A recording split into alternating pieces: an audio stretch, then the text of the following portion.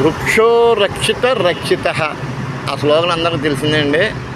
చెట్లు పెంచండి, అవి ఆక్సిజన్ ఇస్తాయి. మన మానవాళికి ఏంటంటే సర్వ జగత్తుకి మొత్తం అన్ని జీవరాశులకి వాతావరణం అనుకూలించడానికి అన్ని రకాలుగా ఉపయోగపడుతుందనే సంగతి అందరికీ తెలిసిందే. చెట్లు పెంచమంటున్నారు, బాగానే ఉంది.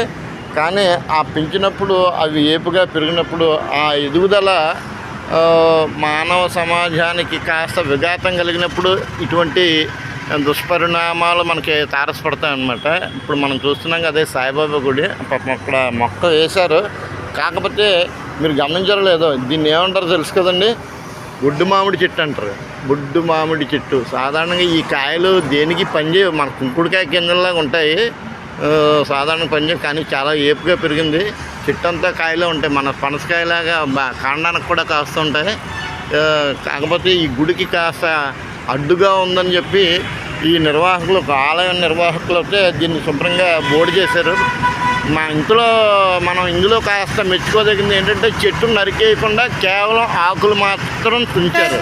పూర్తిగా నరికేసి ఇలా శవాల్లాగా చూడండి, ఇవన్నీ వృక్ష శవాలు అనుకోవాలి, అంతే కదండి. మన చెట్టు నరికేస్తే ఏమవుద్ది, ఒక రకంగా కలప కింద వాడతాం మన తప్పదులండి. మరి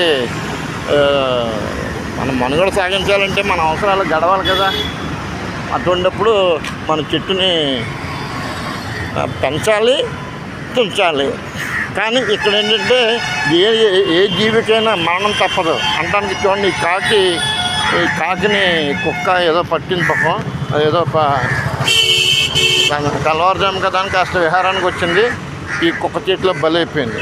అలాగే ఏ జీవి అయినా సరే ఒక జీవికి ఒక చేతిలో, అంటే పరాన్న జీవులు కదండి, ఒక జీవి ఒకరి మీద ఒకటి పడవలసిందే, అది తప్పదు. అది ఇదిగో ఈ కుక్కవారికి కాకివారు బలైపోయారు ఈరోజు.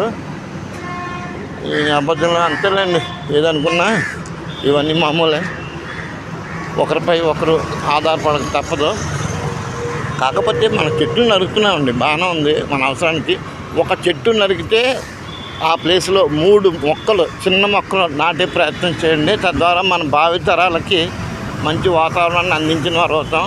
ఇప్పుడు మనం నరుక్కోగలుగుతున్నామంటే ఇంతకుముందు మన పూర్వీకులు బాగా పెంచబట్టే కదా మన అవసరాలు గడుస్తున్నాయంటే. అదే రకంగా ఇప్పుడు మనం కొన్ని మొక్కలు నాటామనుకోండి, అది వేప మొక్కైనా మామిడి మొక్కైనా ఇటువంటి రావి చెట్టు అయినా, ముఖ్యంగా వచ్చి రావి చెట్టు వేప చెట్టు అండి, అవి మాత్రం చాలా రావి చెట్టు, వేప చెట్టు, మర్రి చెట్టు, ఈ 3 చూడండి. ఇది రావి చెట్టు. ఇటువంటి రావి చెట్టు వేప చెట్టు వేస్తే మరింత